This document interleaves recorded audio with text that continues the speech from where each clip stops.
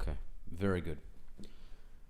On another episode of the Soothing Semantics podcast, I'm your host, Rafi Pinsky. Make sure to smash, slash, and dash the like button. Comment.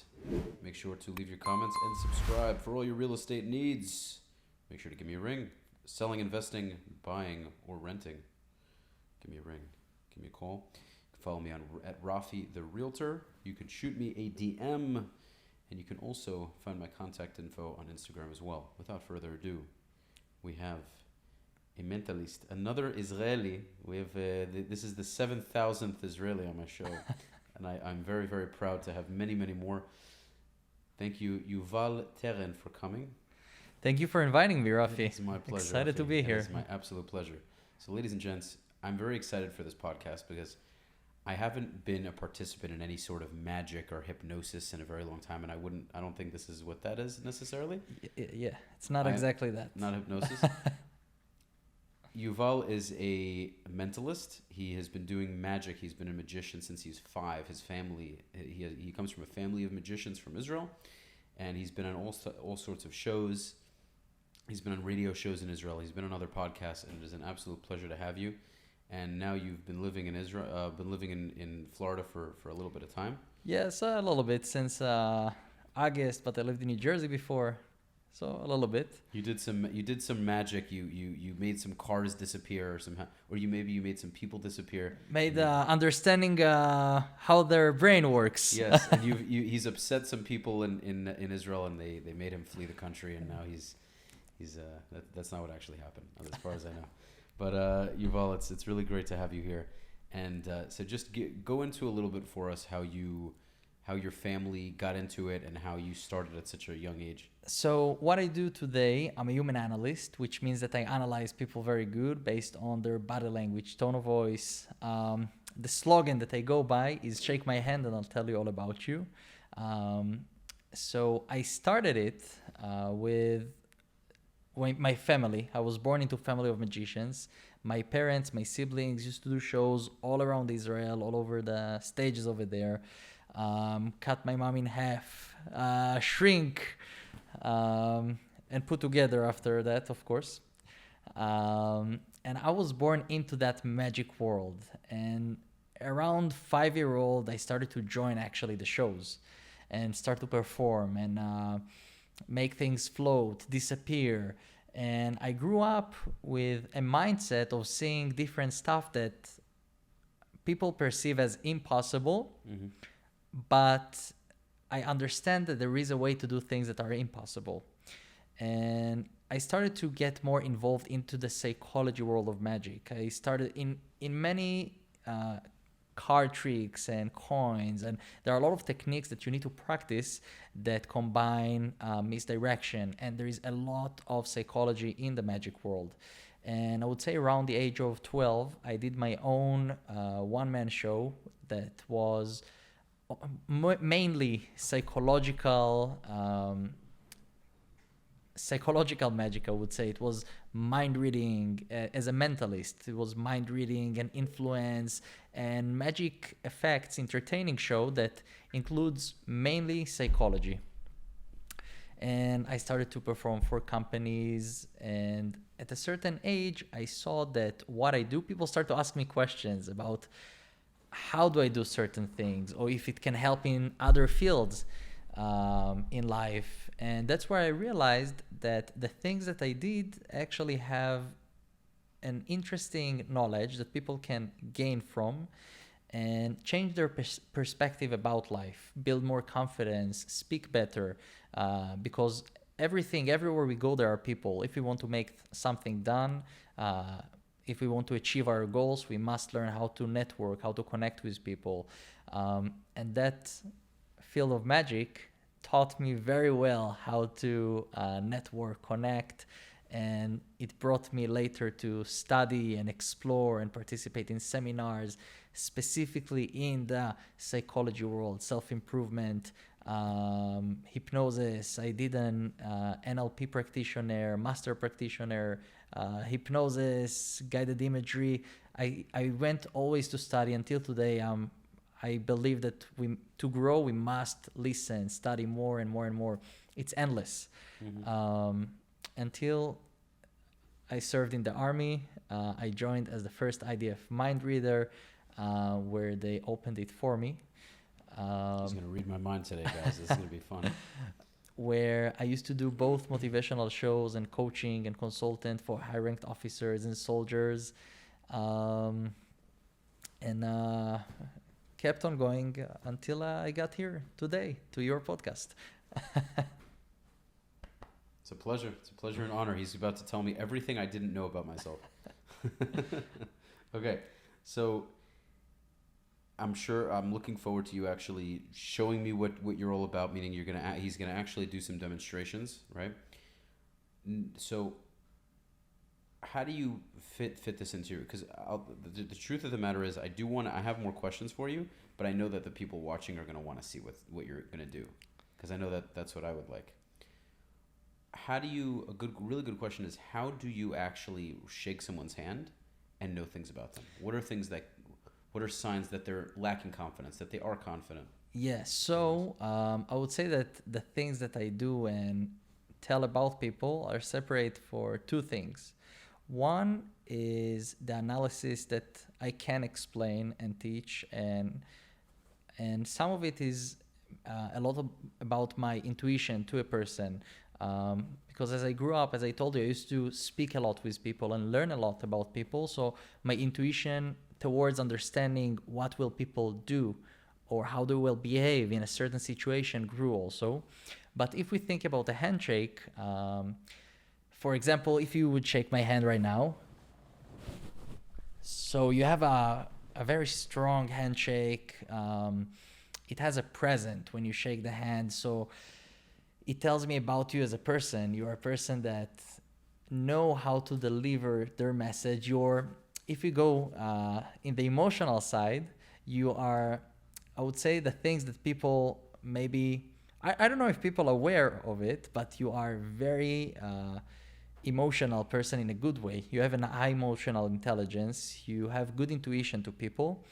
But you also, each person have their own path in life. I would say that in your path, one of the main things was that you taught yourself to chase your dreams. And it's very interesting because I would say most of the people give up on their dreams.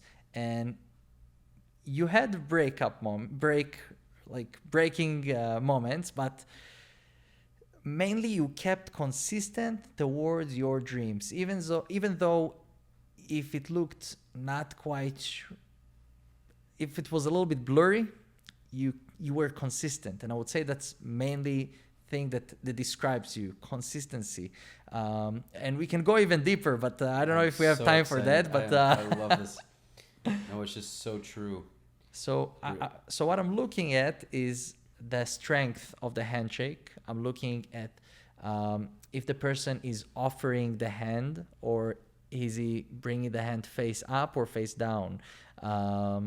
So there is a psychology also behind it. Donald Trump, when he twists his hand. So actually, we want to offer the hand, to give an open palm. Open palms show honesty, show truth. Of course, we want also to be honest people and bring truth, 100%. because we can fake things, but until a certain moment. If you fake things for a long time, people will realize it's fake and not truth. You want to bring your true self to the world in a light that people can see. You can bring the best you out. So when you give an open palm, actually, you bring more truth, more openness. You actually say that you allow the person to be above you, kind of, because if you have confidence in yourself, you don't say I'm better than you. You say, all right, I let you be, kind of feel the boss. And in that way, people can feel more comfortable around you and feel better when speaking to you. They don't feel you are, they don't feel condescending feelings from you. So even like small changes with the handshake have a lot of psychology behind it, subconscious psychology that we want to be aware of. So how did I do it? Did I do it like You this? you did it well. You did it. I think I did it just like You this. did it straight. You did it Yes.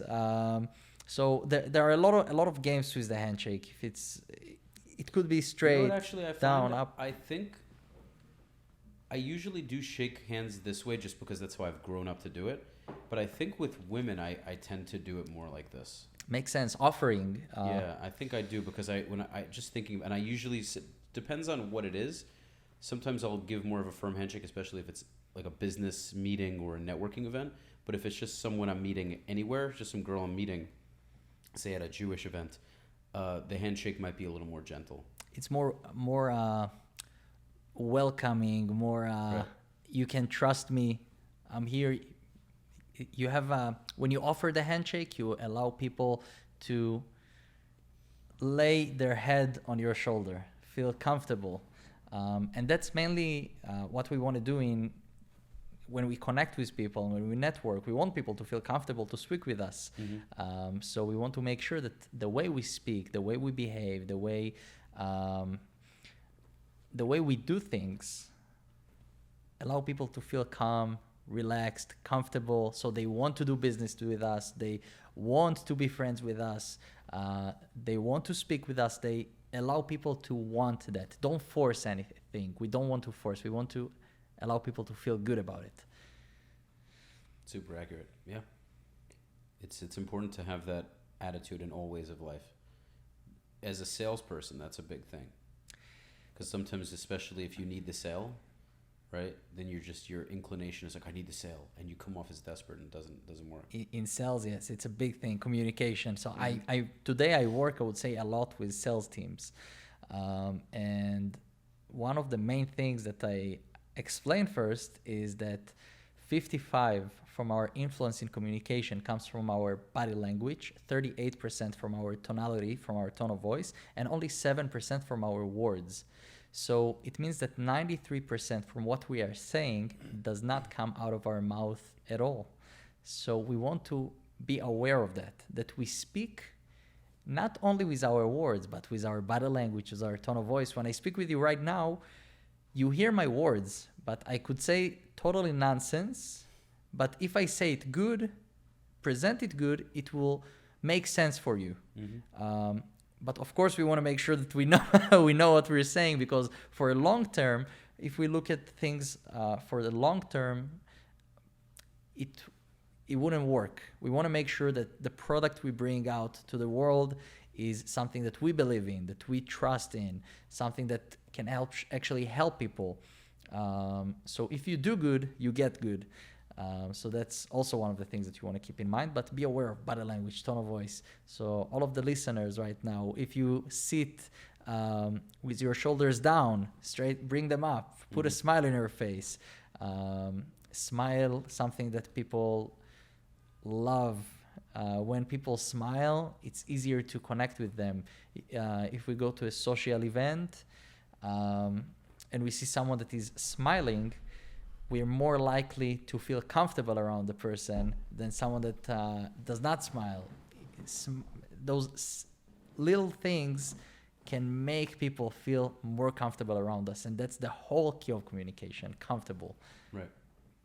Yeah, you're 100% right. Absolutely. And it's important to be cognizant of that, because there are times where I'm just not in it, and I'm not in the best mood. We get into our moods.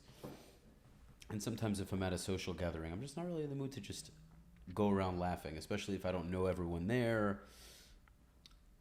But I don't know, it's really circumstantial, but I do very much understand that concept. It's hard for me. I'm not the type of person to fake a smile. It's hard for me to do that sort of thing.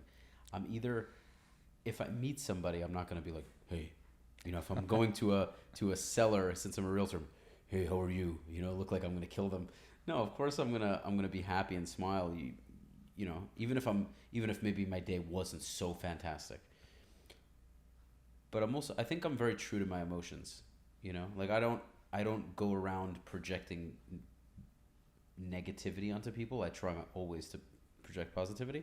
But yeah, you have your moods. If I'm upset about something, I don't necessarily project. You know what I'm saying? I try to kind of be honest with myself. We can have moods, which is fine. We're humans. Right. We have ups and downs, and we want to be aware of that. But also along that, we want to be aware that our mood can change in a second 100%. based on our thoughts. So if we understand how emotions and why the things that we feel actually, why do we feel them in a certain way? For example, there is the reality that everything is perspective. We'll start with that.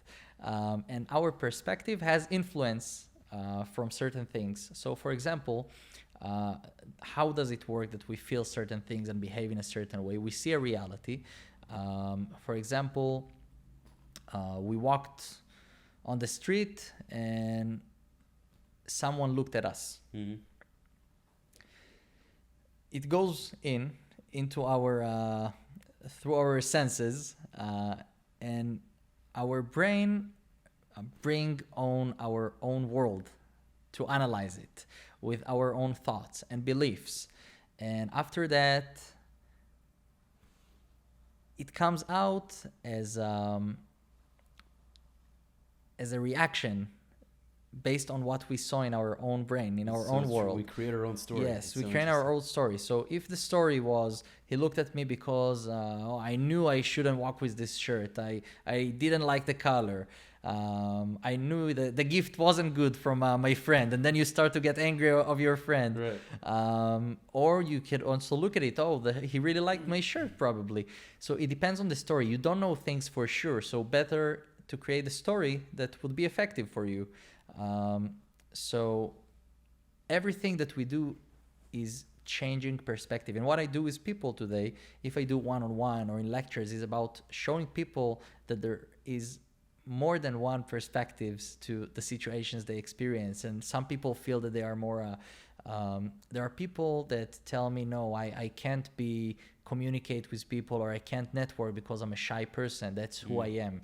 If you define yourself as a shy person, then that's who you are. But if you define yourself as a person, then you have many different parts in you. There are moments that you feel happy, sad, confident, less confident.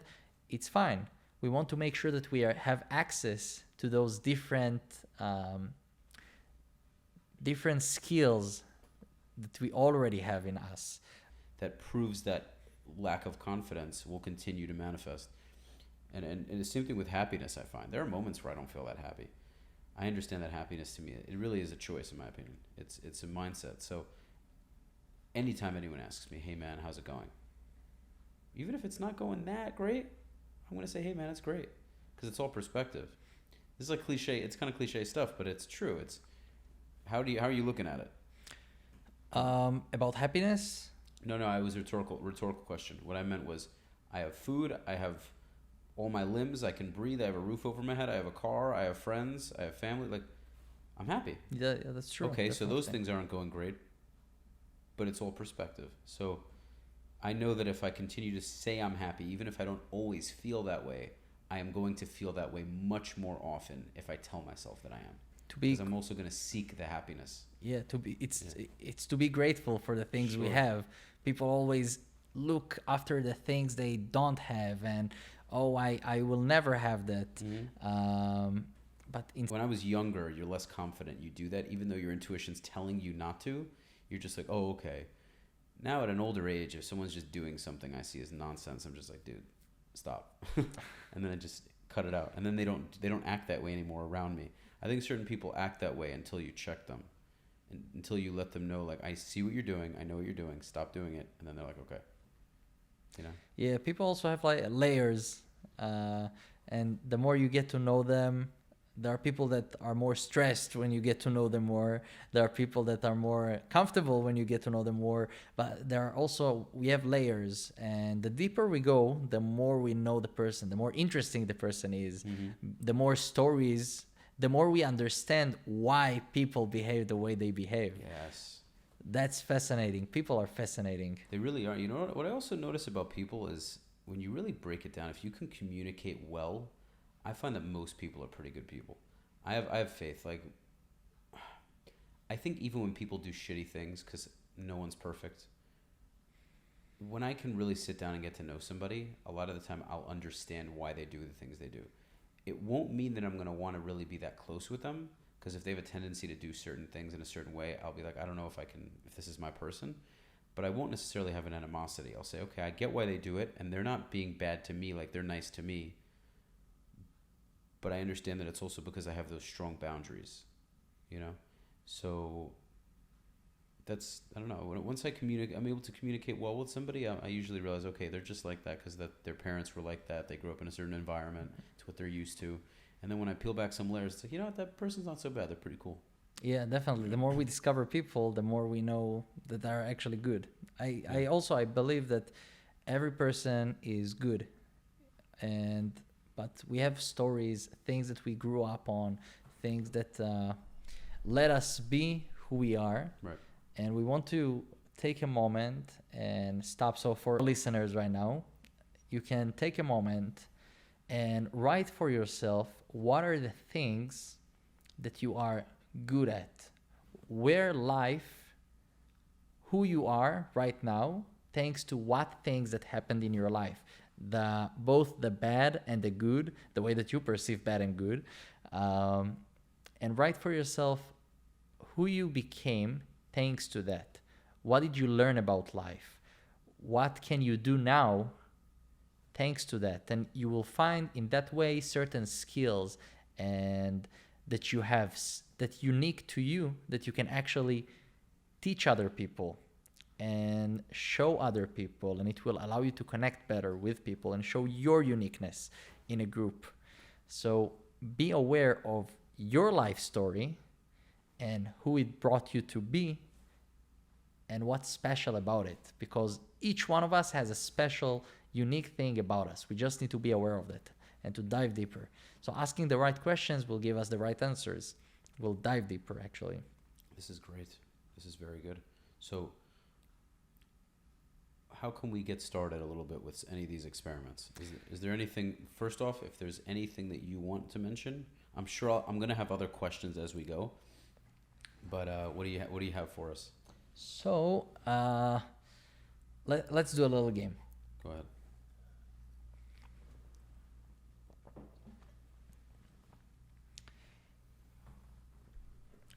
Let's do this. I can bring the cards from over there. I'm going to do a little game. So I have here a deck of cards that everyone can see. What I would ask you to do, we'll give the cards a little mix. And in a moment, you're going to choose a card, look at it, and remember the card. So go ahead, just pull one card out. I'm going to throw you off a little bit. Doesn't matter. Look at the card. I know it doesn't matter. Okay, I see it. You can show the camera. I will look away. Yeah. Okay, you guys can see it. Very good. All right, so I'll take the card back and I'll show you how I started actually. So I don't know how the camera will see, but I'll try to show it. You're gonna want the thing is probably blocking it. You want to do it a little bit higher. A little bit higher. All right. I don't know if it's. You're gonna do it. Yeah, no. You want to bring it as close as you can. All right. So we place your card in the middle of the deck. We're gonna give the cards a little mix. Okay. Let's see.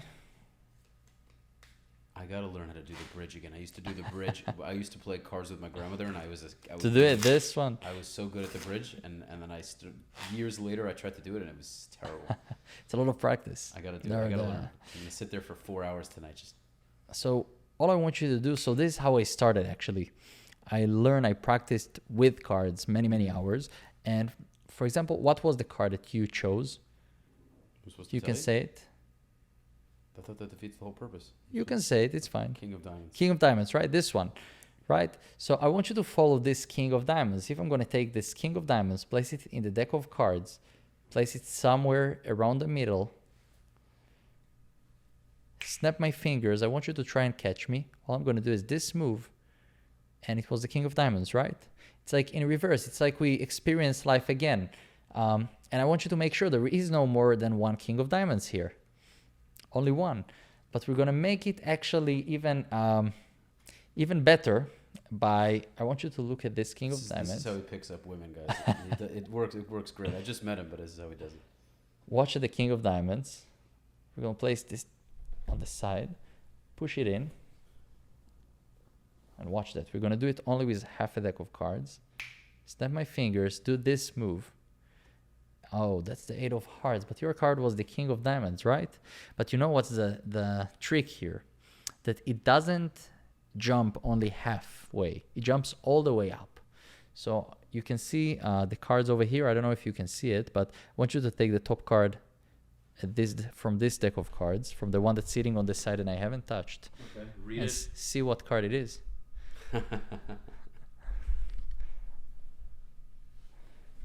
The King of Diamonds. So this is how I started out. But I want to actually show you what we can do with cards that connects to our mind, because it has colors, numbers. It's easy to imagine, see. So just for a moment, I'll stand up. So I'll explain you what I'm going to do. I'm going to stand up. I would ask you to look at one card, remember it, suit, color, and number, and just remember it in your mind. All right? Okay. That doesn't matter. Just for that, I'll teach something with this. I want you to look at the card, show everyone, and keep the card for yourself. Okay. All right. Place it face down. On my lap. Yes, perfect. And I want you to just think of the card. Think if it's a red card or a black card. Think if it's... so in red, we have heart and diamond. In black, we have club and spade. I would say that your card is a red card. I would say... Oh, I wasn't supposed to tell you. No, you can tell me. If I'm correct, you can tell me. It's fine. I would say more than that, your card is a diamond.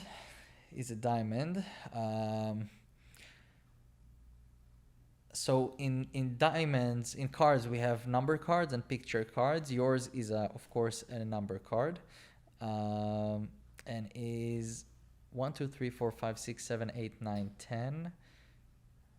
Is it the 6 of diamonds? Yeah, that's crazy. That's crazy.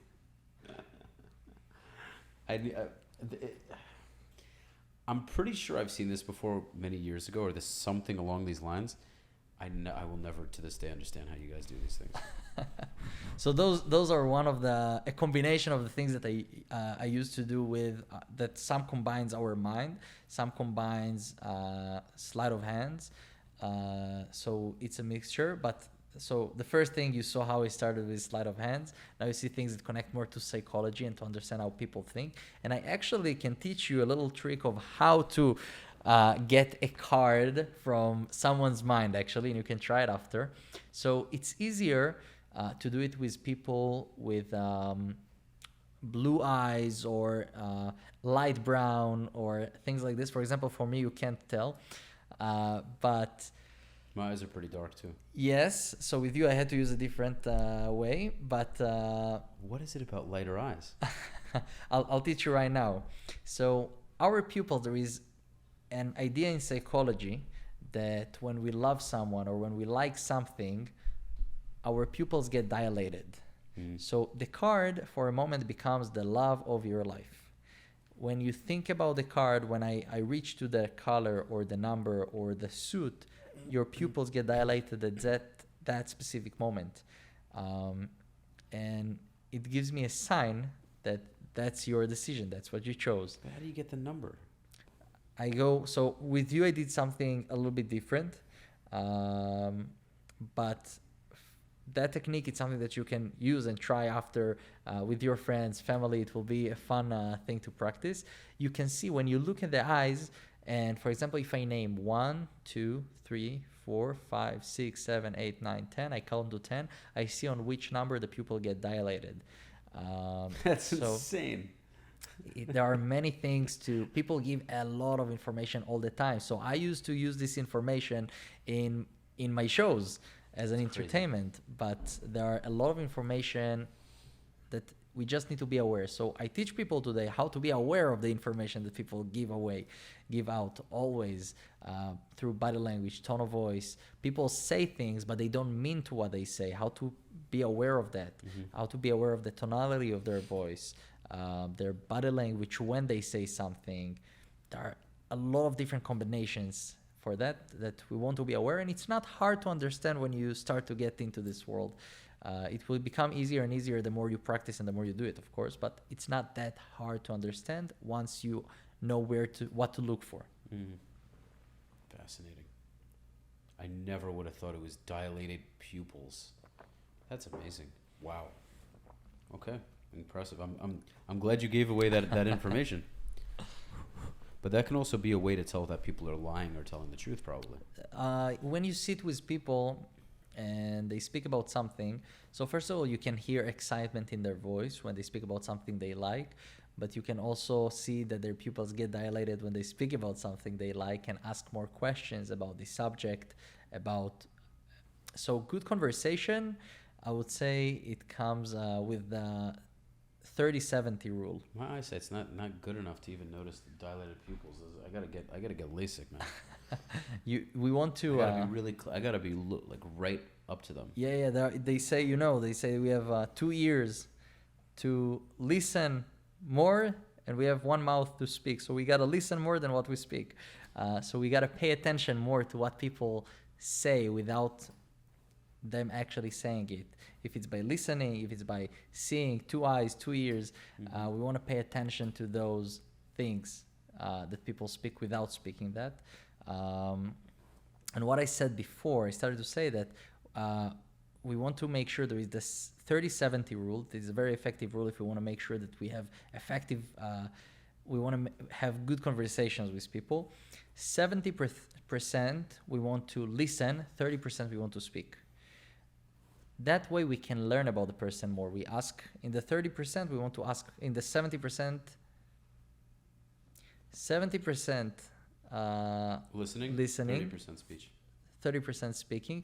We want in the 30% that we speak to ask also more questions, to understand, learn more about the person. If you're a salesman, then this rule is a must rule for you, to learn more about your client, know what they really need, what they are looking for, what do they want, how do they imagine their future after buying your product. So there are different rules that we want to apply in communication that will take it a step further and will make it more effective. That makes perfect sense. So I just want to see more stuff, man. What else you got for me? A whole show. Dude, do you actually? Or are you being funny? We can try some more a little bit later. We'll see. Okay. I would just love to do that.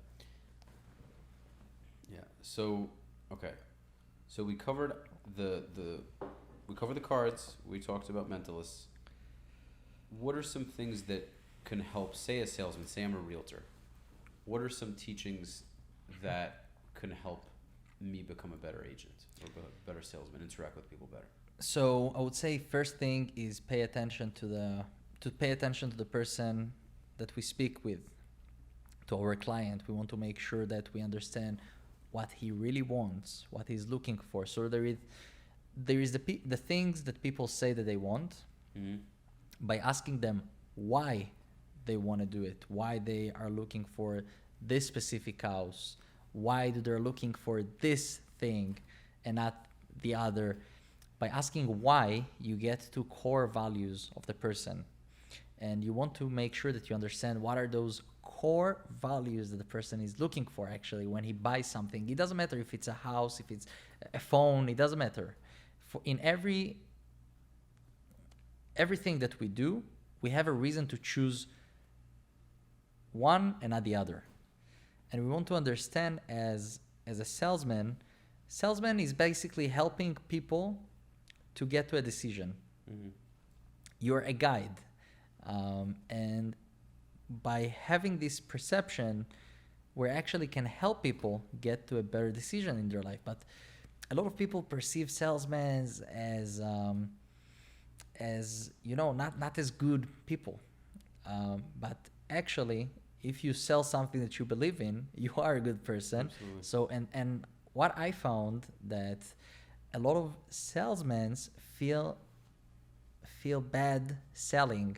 Actually, feel that hard time to ask for money, and it shouldn't be that way. If you sell something that you believe, feel free and confident to sell it. Mm-hmm. But you gotta make sure you sell it with your body language, with your tone of voice. So if you come, so there are like different subconscious codes that make people to get to decisions also. For example, dress code.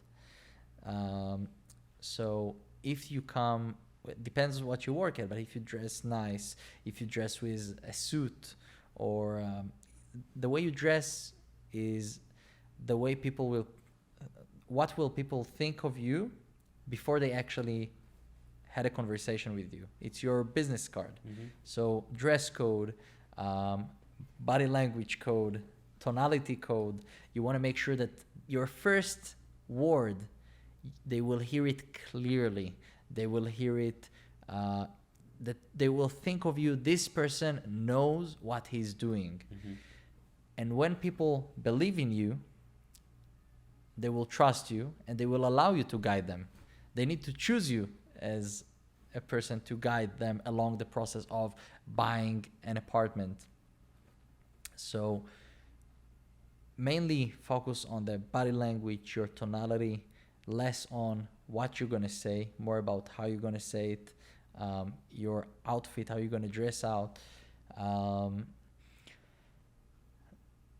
And we can dive deeper into that.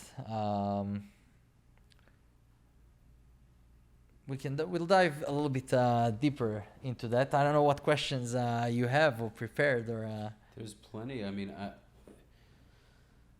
this is an opportunity. This is an opportunity for all of the viewers to self-reflect a little, especially if they're looking to do so. I mean, maybe some people just want to they just want to listen. I want to better understand what you're all about and see what principles you know that I don't know that I can apply to my life and just make me a better, more efficient person. So what I'm doing is connecting people. That's I would say, in a deeper level, I help people connect to other people.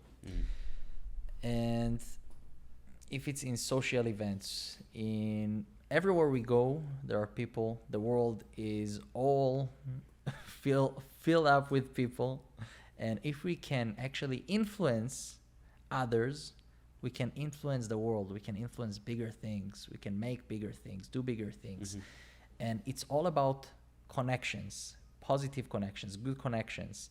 If you know how to connect into the right path, the right way, with the right people at the right time, you can have better results than looking for... people say that if they had more money, they would do that. Or if they had, I don't know, people look for something they don't have. Right. But the one thing that if they will have, it will bring them effective results is connections. Right. So what I do is help people get to those connections. And for example, if you're a realtor and you go to a social event, it's a great way. Many people look for to buy a home. And social event would be a good place to do it. But how can you do it? How can you engage with people you've never engaged before? So there is a rule that I call it the 60 seconds rule, which we have 60 seconds from the moment we stepped our leg in the party, in the social event, to reach out to a person we know or one of the organizers and say, hey, my name is blah, blah, blah. If he doesn't know you, my name is Yuval, and I'm new around. I would love you to, can you introduce me to a couple of people around? And the person would love to do it. People that host the party or the person that invite you, I'm sure they know people. I think either you posted this or I watched this from someone else, but I actually I remember. I have this video in Hebrew. So I think I might have heard it from you. I probably watched yours, yeah. So we get into the party, into the event, we start to socialize, we start to network, we start to ask questions. So he brings us to a person. He says, hey, nice to meet you. This is Yuval. This is Eric. Eric is doing real estate. Oh, wow, amazing. I'm doing real estate too. Mm-hmm. Oh, it depends. You got to find the connection. Now you get into a deeper level. So you had the first path to engage with people. Now you got into the moment, you connect with someone. Now you need to make the connection deeper. So the way I ask questions is, what do you love about your job? Why do you do this and not something else? I ask deeper questions. What do you like about your job? Oh, I like the being able to move around and not stay in one place. So I get to meet new people. Also, why do you like to meet new people? Or why do you like your job? Why do you do the things you do? Dive deeper. We have deeper meanings. For example, if I would ask you, why do you work as a realtor? What would you say? First, several reasons. I love doing it because first of all, I like property. I like the idea of, especially luxury property. I love the idea of being able to sell a beautiful house. I love the idea of being able to help someone find that property or sell that property. I also love the idea of having to earn the money, meaning I have to earn the sale. I don't just go do a job, come in at 5, come in at 9, leave at 5, and that's the end of it. I have one task, I do it, I go home. I love the idea of if I don't achieve, I don't make money. Why it is important to you? What I just said? Yeah. There's a hunter in me. I don't know. It's if I'm doing something that is just, if there's just one task to do and that's the end of it, I don't feel I'm living up to my full potential. And I also don't like the idea that a regular job has a ceiling where I'm only as good as that amount of money. They might give me a raise, they might give me a bonus, but I'm also building someone else's dream. I need to be in charge of my own destiny. Why is it important for you to be in charge of your own destiny? Because I'm going to die one day and this is my only shot.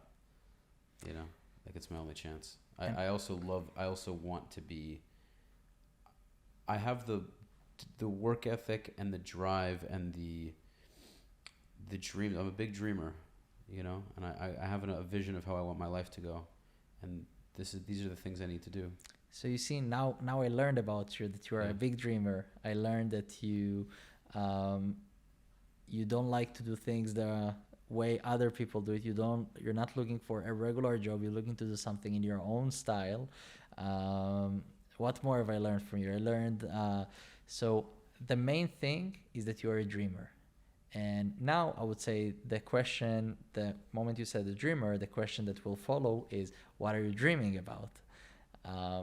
And then you get deeper with people. You get to deep conversation. As you see this smile, because your brain is imagining your future, your dreams. I'm also, you're 100% right. I'm very happy that you're taking an interest to what I'm saying. Like you seem to have a genuine interest. Yes, because people are interesting. Right. I don't know what I will learn from you. This is why I love this podcast, because I love every episode is a new learning experience, man. It's a phenomenal way to learn.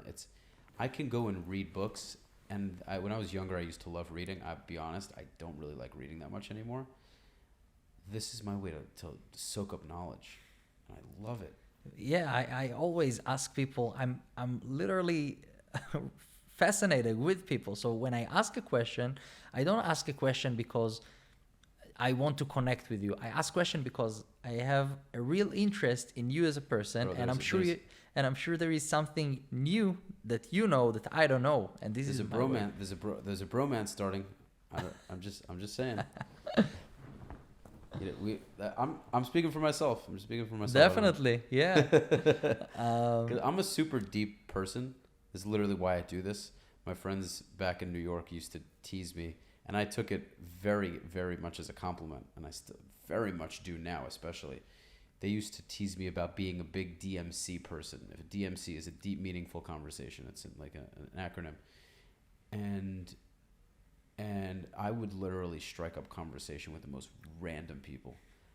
at the train station, at a random event, who knows what. I would talk to the most random people and just sit there for a half hour getting into some deep discussion with them. And they're like, here he goes again with DMC King, having a stupid, and I don't say stupid necessarily. I don't think they ever said that, but they would say it in like a joking way where they're almost like making fun of me for it.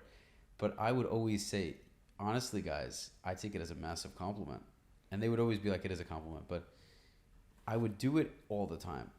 And I've come to realize that, like, I like to be fun and lighthearted too. Like, there are times I can be a total, like, crazy, fun 5-year-old kind of person. But more than not, I end up getting into very deep talks with people because I need to know who they are. I always crave knowing who this person is on a deeper level. Like, the surface level doesn't do it for me. Yeah, there is the conversation graph. For the listeners, imagine a graph. For the ones that watch the video, still imagine a graph. So we start with shallow question. For example, what's your name? Where are you from? What do you do for a living? And you dive deeper. Why do you do the things you do? What excites you about it? What are your dreams? You dive deeper until you reach a certain level of a certain subject. For example, dreams. I saw in your eyes when you said dreams, as we spoke about body language at the beginning, when you said dreams, your eyes opened. You had a little smile in your face. So I know this question touches you more than others. And I know that if I would keep asking you about that, I would have a deep conversation about it. About that. Yes, that you will feel good about it. So I want to make sure that I understand also what subjects to ask each person. And as I go through the conversation, I see when the eyes are opening more, when the person is more excited, when he's taking a step back, he's less comfortable to speak about a certain subject, or he's more comfortable to speak about. We want to pay attention to that. Sometimes people are not comfortable to open up to a person, but there are also ways to allow people to feel comfortable, as we spoke at the beginning of the podcast. And we want to understand that at the deep level of the conversation graph, this is where we gain insights. So at an insight level, for example, with as we spoke here about dreams, this is where the conversation, me and you, both of us, would gain insights from this conversation because it would go into your world, into your perspectives. You will gain insights about yourself from speaking about it and from imagining it. And I will gain insights from your knowledge, from your perspective. And this is where the conversation will feel good. And then we want to close it up the same way we opened it. So if I asked you about your dreams, I would say, wow, it looks like that you're a big dreamer and you have definitely good plans for your life. And I'll close it up again with, I go a little bit higher, I go back to shallow kind of. You are a very interesting person to meet, and I'm glad I met you, Rafi. So I go from deep, I play with the depth of the conversation, shallow, deeper, really deep, and then go back to shallow. But now I went back to shallow after I gained insights and I had a good feeling. So next time we're going to see each other, we will actually feel good and feel more close. And that's what we want to do. We want to make sure people feel good around us. And when we speak, I'm pretty sure that people will start reflect you the same questions that you ask them. So also be prepared to answer some questions, but people will like to hear also about you. So it's a game. It's not about thinking only about yourself. When you think about others, they will think about you.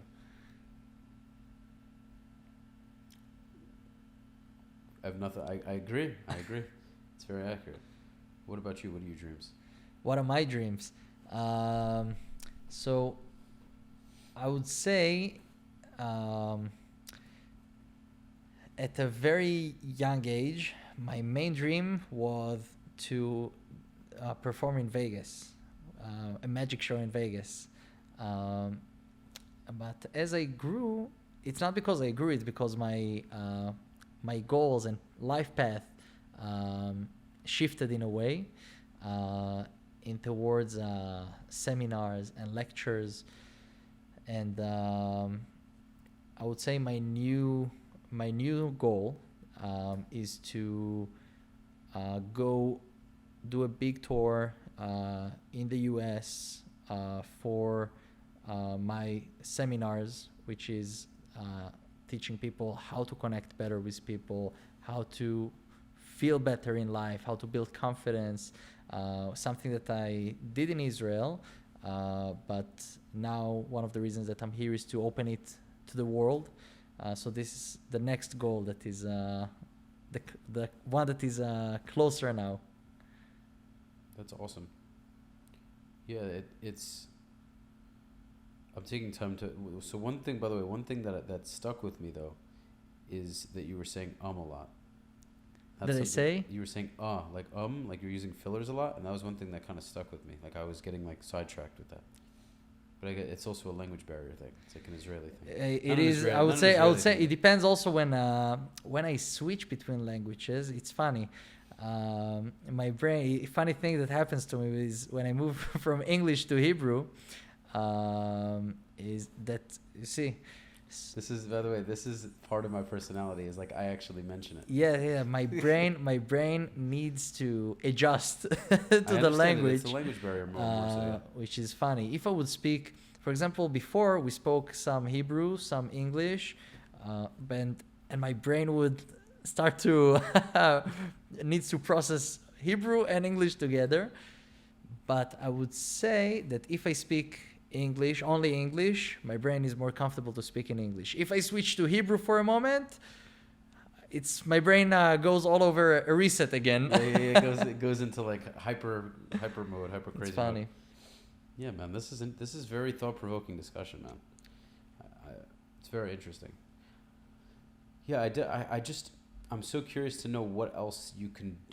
I want to go through a whole experiment. Like, what I want, man, is for someone who's either much older than me or someone like you that's very experienced in this sort of thing to analyze my entire being and say, here's what I just want God to come down and be like, you need to do these things and you will get everything you want. And I was just like, okay, great. You are an asshole. Damn it. This is what you can do to fix it. Okay, great. You know what I mean? Yeah, I don't know how deep you want to go in the podcast, but dude, I'm willing to go all in, honestly. So I would say, for example, so I started a little bit before about you from the handshake, from analyzing you. So as I said, you're a very emotional person, which is you used to see it in your life, sometimes not always as a good thing, because you. So. All right, so let's start from the beginning. You're very confident. You're comfortable with people. People like to be around you. And you have good, positive thinking, knowledgeable person. You like to help people also grow in their life. One of the things that I would say that will take you to the next level, because each one of us has our next level all the time, is pay attention more to your emotions. Sometimes you try to put your emotions aside. That's why when you said I am very emotional, I was like, I don't think that. That was the one thing I didn't think. I think I am probably pretty emotional, but I've learned to ignore it. Like I kind of just. So the point is that's your magic. One of your the emotions is one of your magic. One of the things that makes you special. You know what though? I think the emotion comes out in conversations. When you go deeper. I think this is why I like deep, meaningful conversations. I saw it when we had a little experiment about how to go deeper in conversations, and we got to the dreams. Right. That's where you had the emotion coming out. Where I see when people speak from their emotions, you see their eyes opening. They're more passionate because you touch things that are deeper. So I would say that the main thing is bring emotions instead of putting them aside. Bring them, use them. It's beautiful how a deep world you have inside you. I do think I use, but you know what's funny? I do think I use it in my podcast, and I think I do use it. Here's my thing: I need to trust someone to really bring it out. Even if the thing is, it's in because I can meet someone for the first time, and if I vibe with them, we'll get into a deep, passionate discussion, but I won't trust them that quickly. So I won't reveal too much about myself or like my own insecurities right off the bat until I trust them. But we can still get into deep discussion about life or daily things. So emotions doesn't mean insecurity, or it doesn't mean emotions actually means being able to share what we feel. People think that if we share emotions, it makes us vulnerable and people can use it to their advantage. But when we trust people, even though if the person is not trustworthy or the person tries to use it for their own advantage, if we have our cards open, I don't say our whole life story and in one time, because it's also impossible. But when we speak, we want to make sure we share real things, because it will allow people to connect with us in a deeper level. And even someone that try to use it for their own advantage, they can use it. It's my life. It's my story. You can't use it for something. But I have an interesting caveat for you, though. You're saying that emotions are power. However, not however, in addition, do you believe that if you're married to someone or if you're dating someone that you should be completely vulnerable all the time and emotional? Relationships is... As a man, I'm being specific though. As a man, do you think you should do that? I think that being vulnerable is a good thing. Being open in relationship is a good thing because it builds trust. And people are people. Mm-hmm. And sometimes the more open we keep it, I'm going to rip this out. That's cool. when we speak about things that bother us, when we share it, when we speak freely, we feel comfortable to speak about our emotions, it creates a stronger connection with, if it's the partner or even with friends. The connection becomes stronger when we speak about our emotions. If we hold it inside, and if something happened and we hold it inside, time will pass, but something will not stay the same. We want to deal with problems by opening up. Don't fear to speak about things that bother us, that we want to share, that being vulnerable, fears that we have in mind. Also, as we got to know with who to share each problem. Sometimes we want to share just for the reason that we feel that we want to share, and it's fine. But sometimes we want to share to get an advice. So if we want to get professional advice, then maybe asking the girlfriend or a husband or whatever, it wouldn't be effective as asking someone professional in the field or a friend that is working in the field. So we got to know who to ask which question, but we want also to feel comfortable by just sharing with our partners in life, just to feel better with ourselves, same as I hope that they will do with you. I do think that your partner should know who you are. You shouldn't be hiding things from your partner ever. I do think that as a man specifically, we have a duty to be somewhat stoic in creating that security for our woman. And I think someone used this analogy of waves crashing into a mountain, and women can be the waves and we can be the mountain. And obviously that can switch. I think overall, even if we're emotional about something, doesn't mean we should always just let it out. Sometimes we need to keep control of that and say, okay, this is hard. I don't need to bring my problems home with me to my wife every single day. And I think there's an interesting dance with that, because I think a woman, and I'm not a woman, but through just life experience, I find that more often than not, your wife will want to know that you're secure in your emotions, that even if you are emotional, even if you are going through hardship, you can handle it. So that's something different. Okay. Being able to manage our emotions, Okay. it's not necessarily the opposite from sharing it. We can share emotions, but we can manage it at the same time. So you're saying you're not coming home asking her for. You're not coming home as a wrecked mess. You're just saying, hey, this is what it is, and I'm handling it. Yes, Is that what you mean? handling it, or if sometimes we need to organize our brain, or what do you think? What is your perspective about it?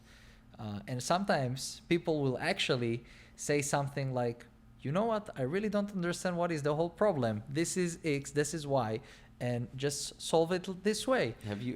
When was the last time you dated somebody? So I dated somebody. Because the ladies don't always want you to solve their problems. No, This is a common miscon. I'm. I gotta show you a video later. I'll tell you what. It's not about.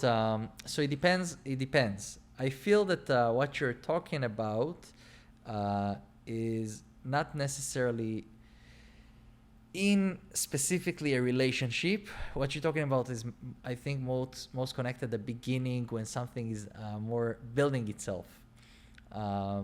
But in a relationship, we want to make sure we are open with our emotions. We want to show also that we can handle things. We should handle things. This is life. We should handle things. Right. We should have the confidence to do things, to chase our dreams, to handle.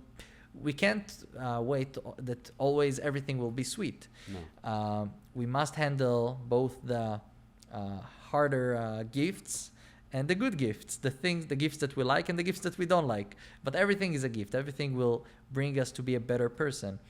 So, but we want openness with people, being open, speaking more, sharing, will actually show about confidence with ourselves. We're confident to share our vulnerability. We're not vulnerable if we're sharing things that we feel vulnerable about them. You get what I'm saying? I do get what you're saying. We're comfortable with our emotions. We're comfortable with being who we are. We don't fear from our emotions. We don't fear from being humans.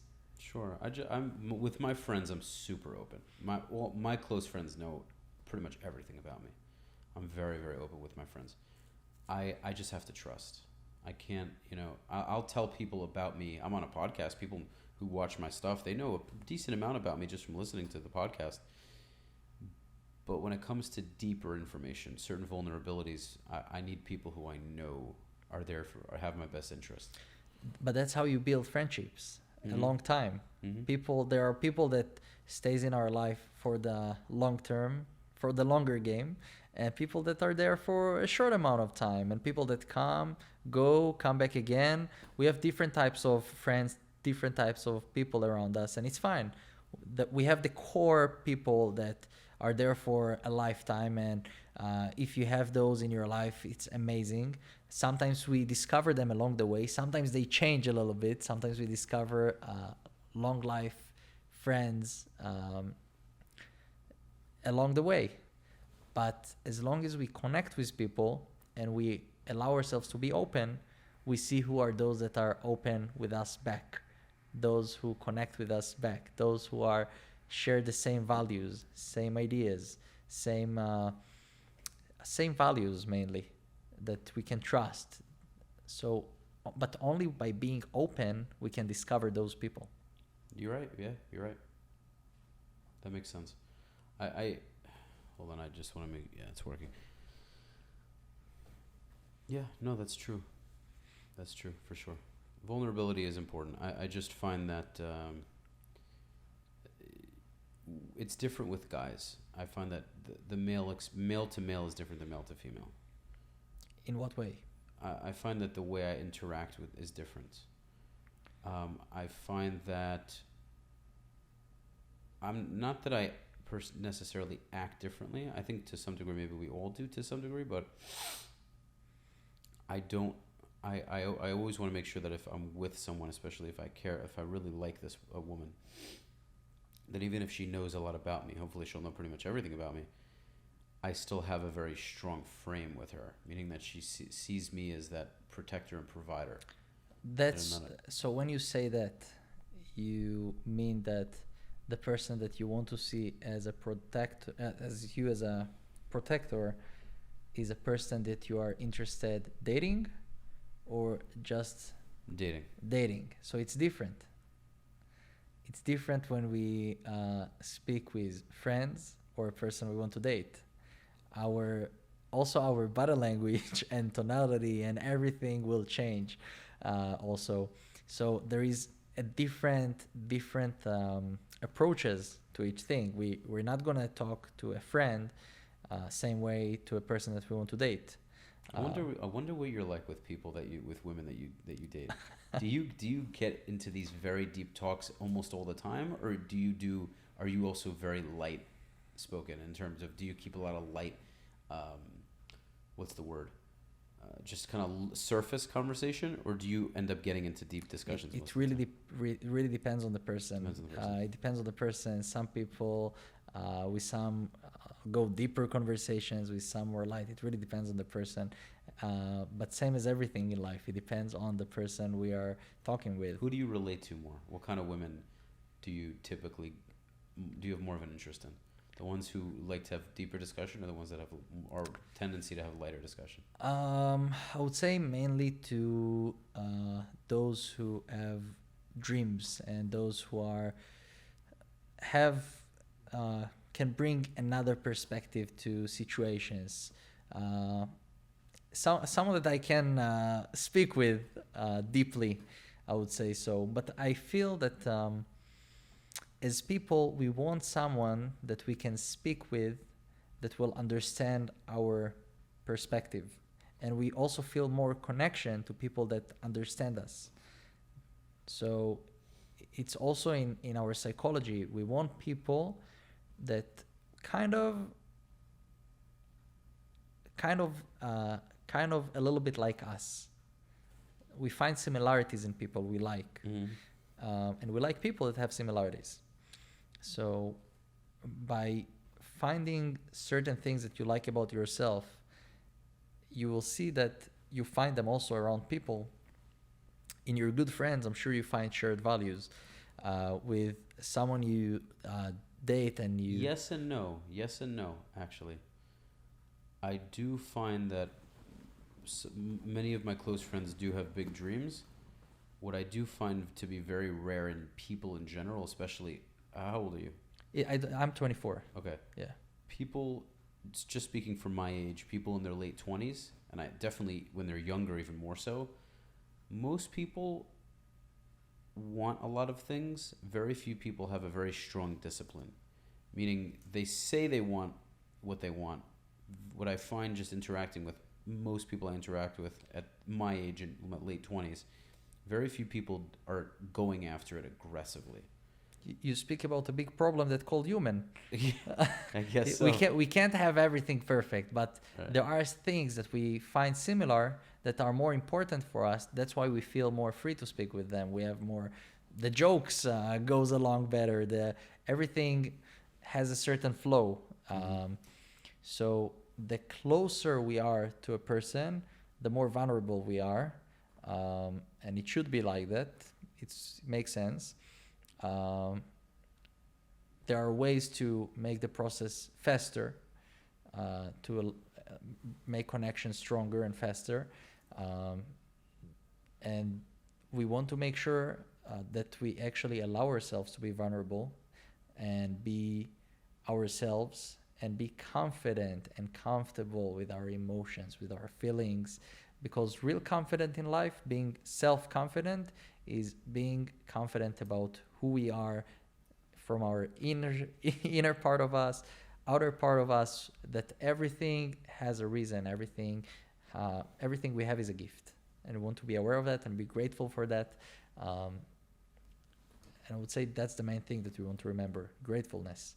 Yeah, it's a beautiful thing. No, you're just, everything you're saying is fantastic. I love it. So, okay. So, we covered a hell of a lot of ground, man.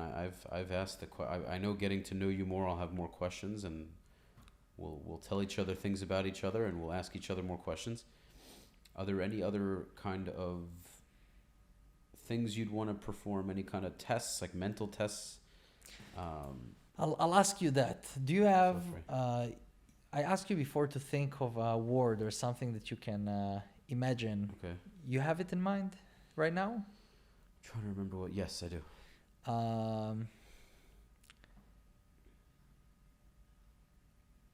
I don't know why. I have a feeling. It connects in any way? Is it something that you can draw or imagine? Technically, I can do both. All right. I mean, I wouldn't draw it very well. I would be pretty bad at drawing it. So I see because I see something that connects not only to one person, but I see two people. There's two people, arguably more, but there's two people for sure. I don't know why I see it connect in some way to relationship in some way. Yeah. Yes. Is it like an image that I'm getting? I'm not sure if it is or it is not or something else, but I see an image of like a wedding or something like this as a marriage. That's pretty crazy. That's really crazy. It was either family or marriage. I don't remember which one it was. I put one of those down. I don't remember what it was. That's weird. That's wild. You didn't see that paper?